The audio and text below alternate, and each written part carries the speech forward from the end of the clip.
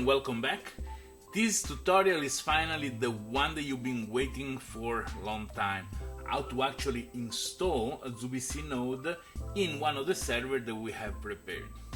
Right, so just go to your terminal, the SSH key already in the server in your terminal, so you should be able to connect directly.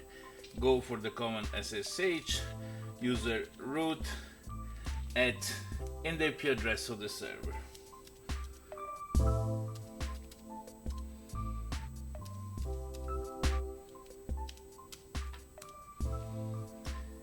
The computer should already recognize the server because we already connected in the past, and in fact we are in.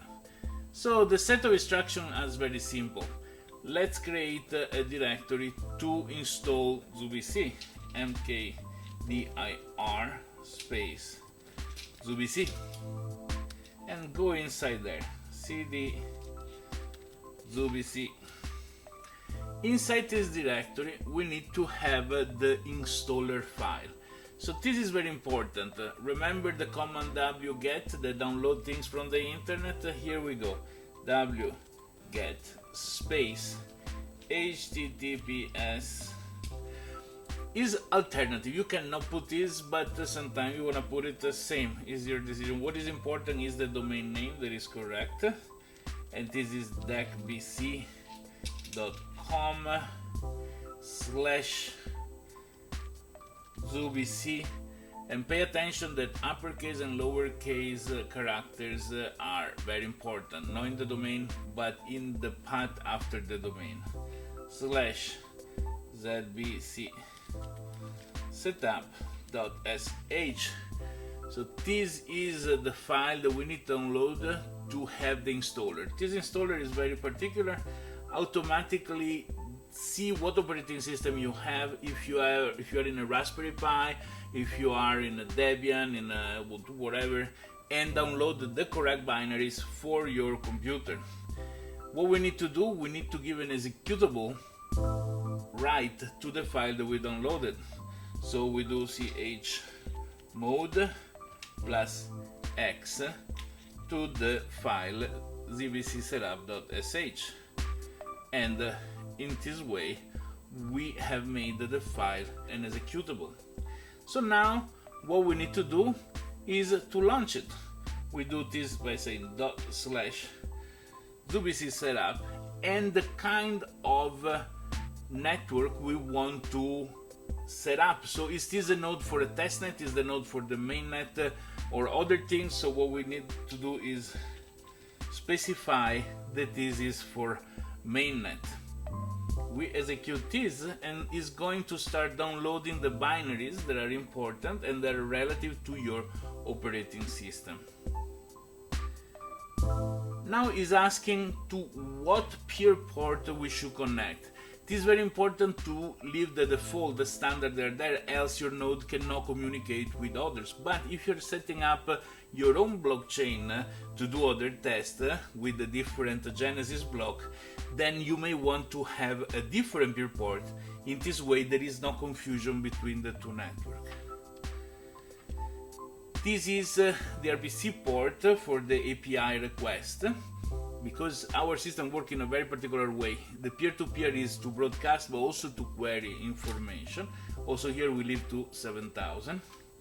And then the HTTP port for the API, which is the one that the web wallet uses to connect and get the balance of an account. Because as we said, in our blockchain, different from any other, the wallets don't connect to a central server that give them information, because that's the central point of security that can be breached. Our wallet collects directly to the peer-to-peer and get several results, and then the main reason of which is the one that is worth to listen. At this point, there is an option, if it's a new blockchain, to enter a certificate, if it's in the same directory automatically is picked up, but in our case we are just adding a node to a running blockchain. So we go to enter the owner seed. As you remember, we created an account in the previous tutorial, right? You should have still in your notes your account here. So we take the account, we copy, We bring it here, we paste it, and then we press enter. Now the node has to have an ID as well. This is interesting. The node has a private key that is just for the node.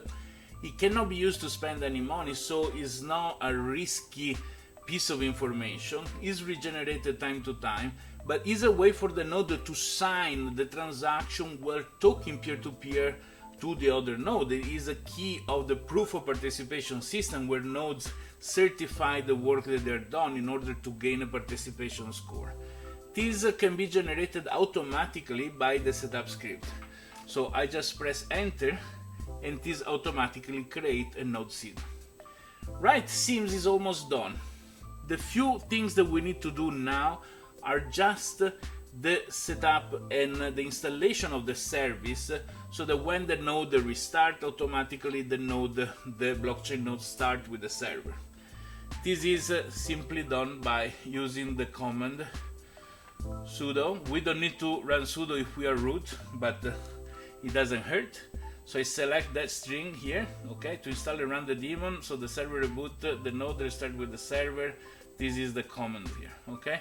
So I paste it here, I press enter, and this automatically set the service as an install service in the system. Now we need to start it. So this is the second command, which is pretty much identical to the previous one. So we can even go up, delete install, and type start. As we start, now the nodes start working. He has some addresses of very well-known peers. He connects to them. He asks all the other peers that are in the network, in the blockchain, and start connecting to all of them, introducing itself. Hey, I'm a new node. I'm here. So he start getting connected, and he start downloading the history of the blockchain from the 0 to today, possibly. There are other commands that we want to know. For example, how to check the status of the node. So the same command, but using at the end the word status, it tells us that the service is running. This is good, which means at this point this server we can reboot it if we want, automatically start with the node, and the node catch up with the other nodes, and then is one on the node of the system. At this point, one thing that we can do that is interesting, as we use the address from our annotation, we can do something interesting. We can go to the wallet and add this as a node admin. How do we do this?